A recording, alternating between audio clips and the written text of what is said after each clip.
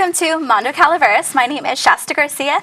I'm filling in for Mike Taylor today, and on this episode we have a very special guest. His name is Mike Chimente, and he is the superintendent for the Bret Harte School District, and I'm really excited to hear about everything that's happening within his district, of things that have changed, and what there is to come. So I just want to thank you so much for being on the show. Well, thank you, and I appreciate this opportunity to talk with you. And where to begin? Where would you like to begin? I definitely want people to know who you are, just as an individual, considering you are the superintendent. And, it's important for parents in the community to know, who is basically the face for the school. The face of the school. You know what? And I do. You have a big part, right? I agree with that, and I really take that part of my job very seriously because I really am that person that I hope people can go to, and if they have questions about our district or concerns. This is my 41st year in education. I started as an 8th grade teacher in Columbia Elementary in Tuolumne County.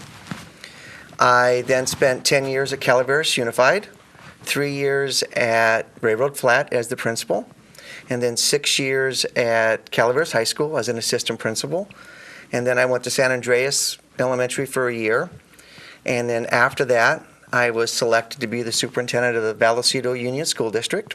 And I was fortunate enough to be the superintendent for 10 years there. And started at Bret Harte during the 06-07 school year. So I've been there now. Would be my 10th year. Well, congratulations. And, I'm very excited about being able to work in a community for this long, and having the ability to work with parents and students at both ends of our county. And so I'm married to Maria Lager. She was a Lagomarsino, a local girl from Angels Camp, and have 3 boys. My youngest is attending Columbia College. My middle son, Joseph, graduated from Chico State, and my oldest is working on his doctorate and specializing in the Middle East studies. So I'm probably older than your pair of shoes here, young lady, but... Probably. How'd you get into education in the first place? We had an opportunity. I grew up in the Bay Area, and I attended St. Mary's College. To my junior year, I was able to work at an elementary school. To be like a shadow aide or paraprofessional and work with a teacher. And, up until that time, I wanted to be a civil engineer. I was always fascinated by building roads and construction and things like that. But having that opportunity to work with students, it just opened up that whole horizon, just to see the smile on their faces when they got something, and I think it was that aha moment for me. And so way back in the things a long time ago, I just felt, and I really think teaching is a calling. And and what I've been blessed all of my life is to have that opportunity to touch students' lives, but more importantly, have their lives touch me, and that has made a profound difference for me. Absolutely. The people who are put into our lives can make such a major impact. And I love that you recognize that even the students that, are within your school district, they truly impact your life on a daily basis as well. No, they do. They do. What do you think the biggest impacting moment that you've had throughout your whole experiences in education could be? Wow. I don't know. I could point to so many things that I have been able to accomplish with the support of our community and local governing boards and things. But, I think the thing that impacts me the most is when I run into a student who now could be in their late 40s, and they'll bring up their son or daughter and say, this was Mr. Chimente. I had him as my 8th grade teacher, and, he taught me this and that. And, just for them to remember, or he was the one who was passionate about me graduating or whatever. So I want to believe those are the important moments. But just as important, we were able at Vallecito, when I was superintendent at Vallecito, to pass a bond which allowed us to modernize the 2 elementary schools and to finish construction at Avery Middle School. And again, in 2008, we were able to pass a bond on the Bret Harte campus that has allowed us to modernize our facilities. The aquatic center is an example of some of those dollars that were spent, a new 2-story classroom building. So, when I look back over my career, I hope that people will say that his focus has always been to improve the educational setting for students, and that's what we have been able to do together, and that's what I hope that we continue to do, because students are truly our future. Absolutely. And I always have wanted them to be educated on a campus that resembles a college campus. When you go visit a college, and you may be in college now, I am. They're beautiful, and they're well maintained, and I really believe our students deserve that. I believe our taxpayers deserve that. I believe that we need to get the most bang out of our buck, because it's always, budgets are always tight, but it's always easier to maintain than to allow stuff to reach a point to where it costs more to rehabilitate. And our funding model is different than the Calaveras Unified and Mark Twain funding models is based on ADA. They call it now LCAP, but it's based on the number of students that you have. However, the Vallecito School District and the Bret Harte School District are community-funded school districts, which means that probably 98% of all of our dollars are generated from local property taxes. Wow. So, the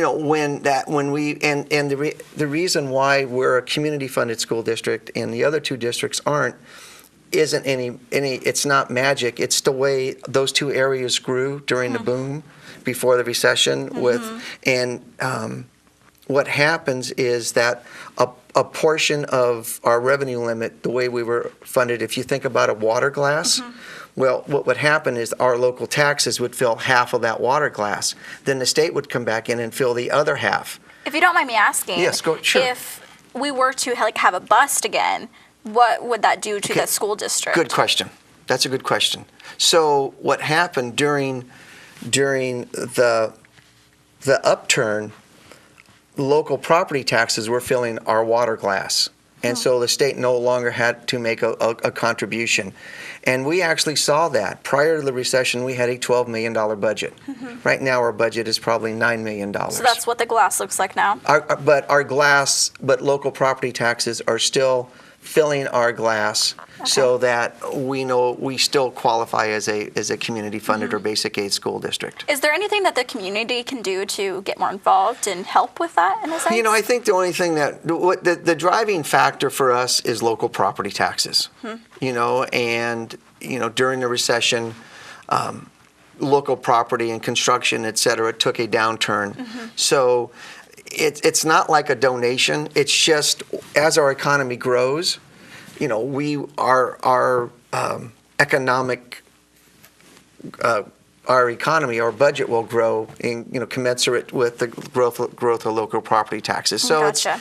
it's not like we're accepting donations. What we're doing is that what I'd like to believe, and I hope people understand, is that while we all pay property taxes, it's good for our community to see that when they pay their property taxes, those tax dollars are being used directly for our school district. I think it's really important for the community to know that. Yeah. Absolutely. I mean, education is such an important thing to invest into. So I think knowing that is going towards that is important.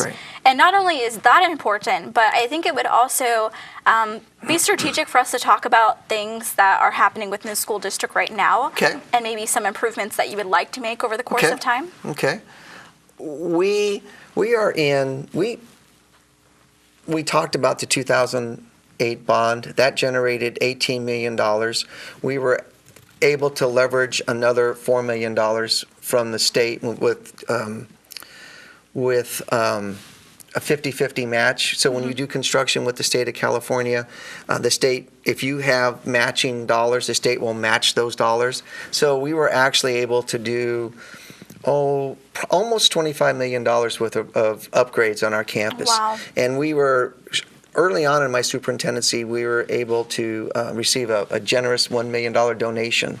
And so our multi-purpose room is called, it was a joint use project. with us with our community, and there were state dollars that allowed us to build that, and that multipurpose room is used almost on a regular basis by our community. So, but right now where we are is, and we're more in a maintenance position with our facilities, making sure that our roofs are up to standard, and our HVAC, or heating, air conditioning, are up to standard.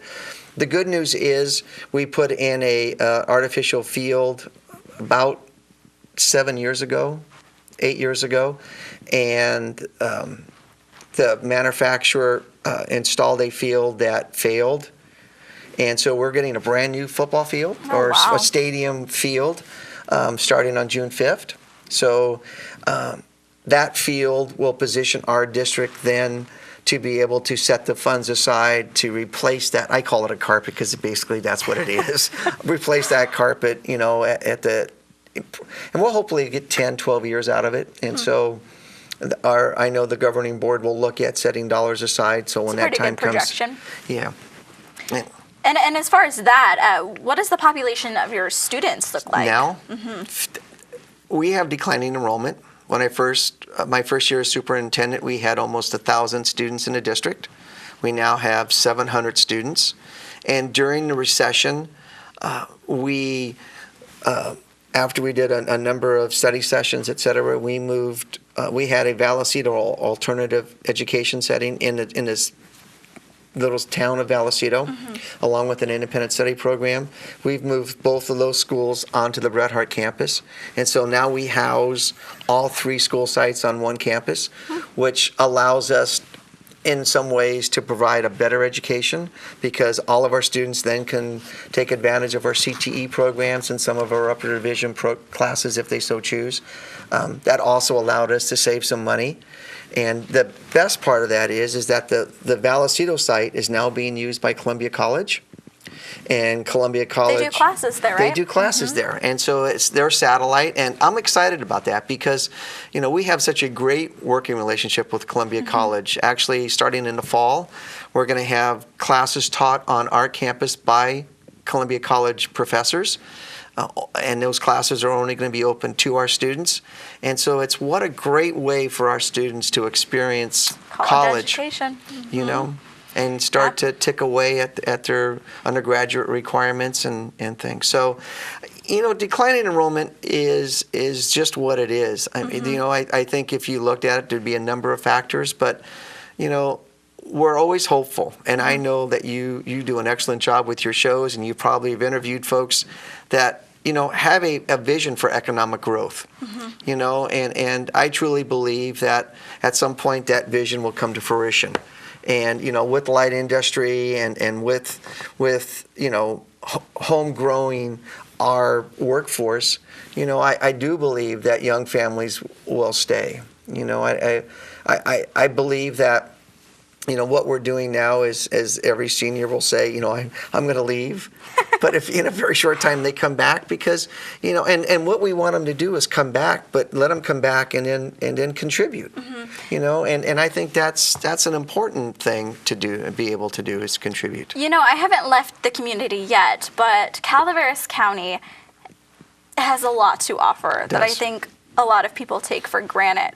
I know for me, this community has opened up a lot of doors for me. For instance, this TV studio. A lot of people don't know that it's even here, but it has transformed my life. And so I think, having these programs and having these classes could really impact people's lives and hopefully make them want to stay. Well, and, we have a project that we're working with. Mark Campbell and myself are working with our board of supervisors to create what's called an innovation lab. It's very similar to what's over in Tuolumne County, and it's actually a job training center. And, not only would it benefit our students, because, as you know, that, high school education is going to take you from A to B. But to get to B to C, you need some other opportunities. And, for a lot of our students who have taken the CTE path, it's that hands-on training component. And we no longer have the ability. We did lose some funding, some regional occupation dollars. So we're not able, to the extent that I would like, to have our kids experience hands-on. But, working with our county supervisors, I believe that Mark and I, at some point, hopefully, we'll see a training center for our students and adults in this community.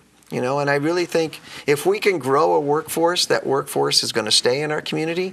And when we talk, we won't be talking about declining enrollment then. We need businesses to stay too. We need businesses to stay also. Exactly. Even though budget is super important, yes. I would really like to start going into some of the exciting things that are happening within your school district, some really cool things that students are doing. I know that I've seen some pretty awesome things. So what are some cool things? I think, on a daily basis, our student population never ceases to amaze me. I mean, it's from our drama productions to our FFA competitions to our athletic events. I believe in a high school, one size doesn't fit all. And even through those economic downturns, what I struggled to do and what we were very successful in doing is maintaining all of our programs. Because, while I want to believe every one of our students wants to come to school to take our AP or advanced placement classes, but they'll go, but if it's drama and the hook is drama, drama can get them through some parts of their day.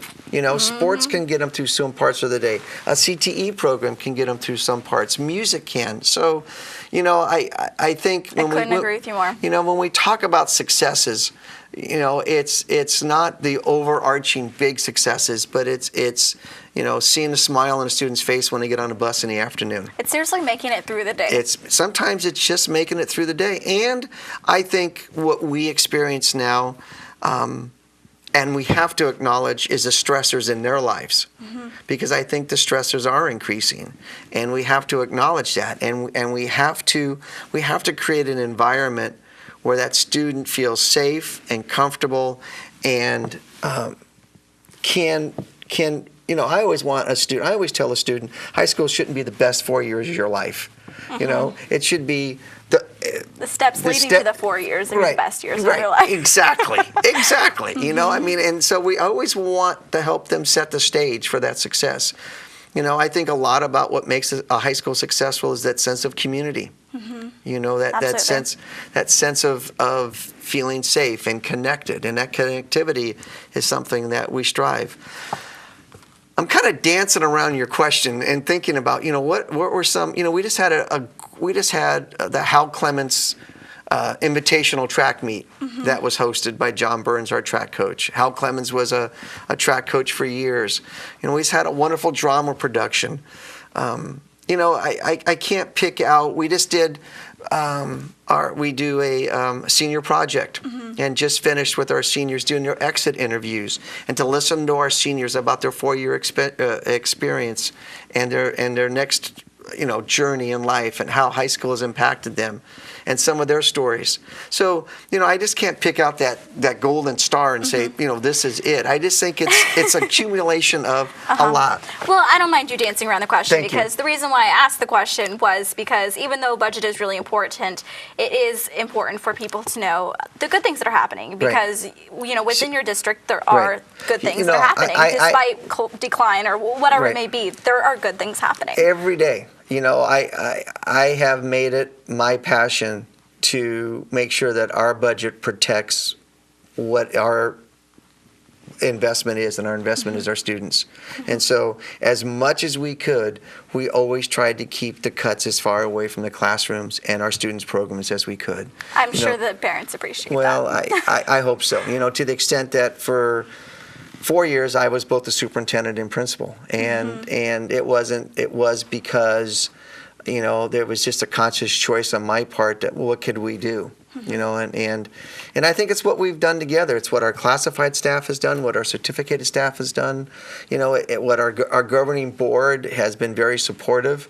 It takes a team. It takes a village. Exactly. You've mentioned the word safe quite a few times, and the word safe to me, as far as when it comes to going to school, is really not being a victim of bullying. And I haven't gotten a perspective from a superintendent about it, but There's over 3.2 million students that are victims of being Right. bullied every year.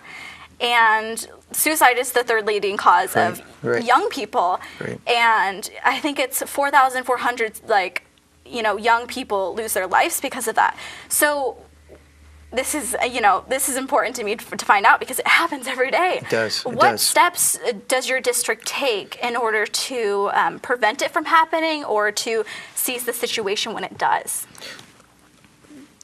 We just last, I want to say fall, maybe early February, did Breaking Down the Walls, which allowed almost 300 or 400 of our students to participate in an activity to understand and appreciate people's differences. We do a lot at the beginning of the year talking about cyberbullying and the use of cell phones and appropriate use of phones.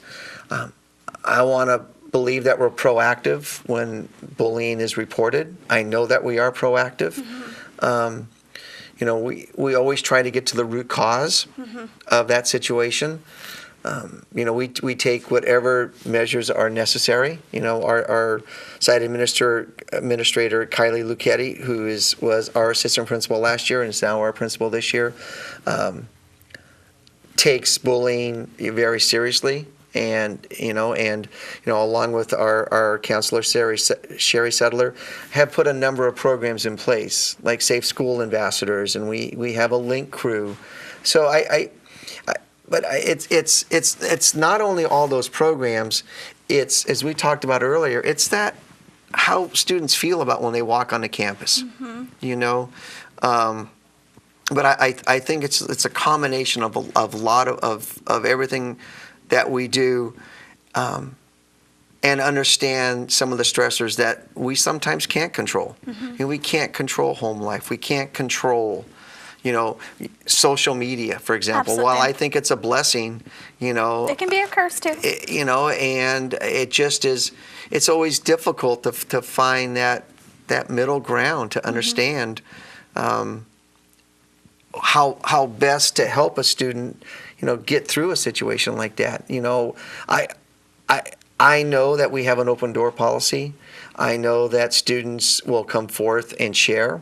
And I think the more that we can make them feel comfortable, I really think that's the first step to shutting down that negative type behavior. Thank you so much for sharing that, because that's such an important subject to me, because I was personally one of those students who got bullied throughout my schooling. And so, knowing the precautions and the steps that a school district is willing to take in order to make sure that when students step onto that campus, they do feel safe. And not only that, but to have their parents feel comfortable and just secure that once they step onto the school campus, that they are in the hands of somebody who really cares about the safety for their students. You have to believe in the culture of the school.